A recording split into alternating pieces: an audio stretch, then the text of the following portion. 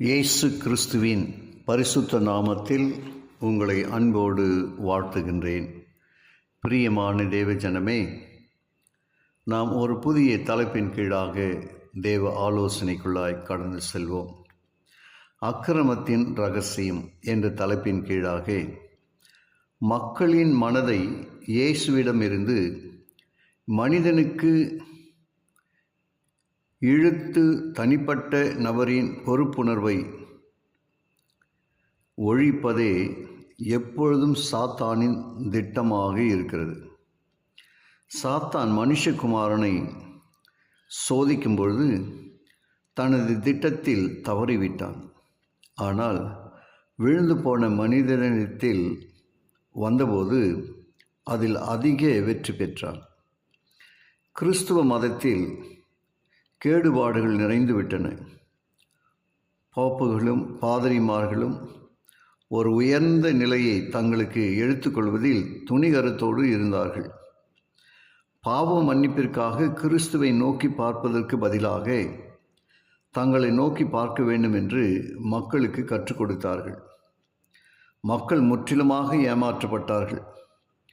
போப்புகளும் பாதிரிமார்களும் கிறிஸ்துவின் பிரதிநிதிகள் என்பதாக போதிக்கப்பட்டார்கள். ஆனால் உண்மையிலேயே அவர்கள் சாத்தானின் பிரதிநிதிகளாக இருந்தார்கள். அவர்களுக்கு தலை வணங்கியவர்கள் சாத்தானையை தொழுது கொண்டார்கள். மக்கள் வேத புத்தகம் வேண்டுமென கேட்டார்கள்.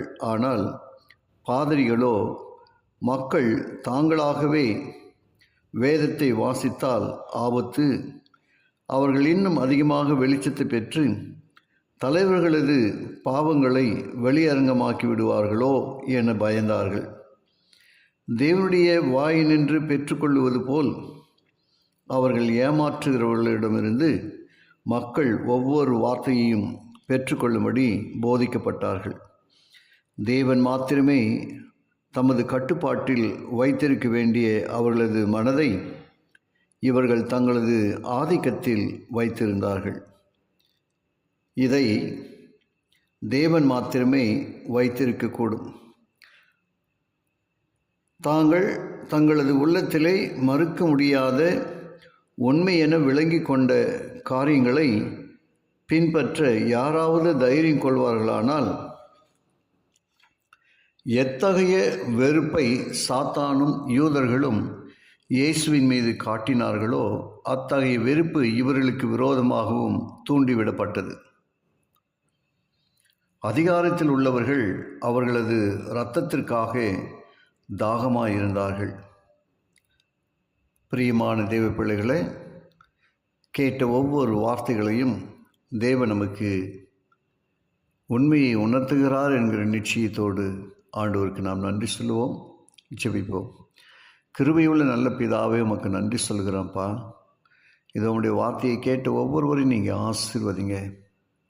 அக்கிரமத்தின் ரகசியம் என்ன என்பதை குறித்து நாங்கள் தெய்வ ஆலோசனையோடு கேட்டு வருகிற இந்த வார்த்தைகளுக்காக ஸ்தோத்திரம்.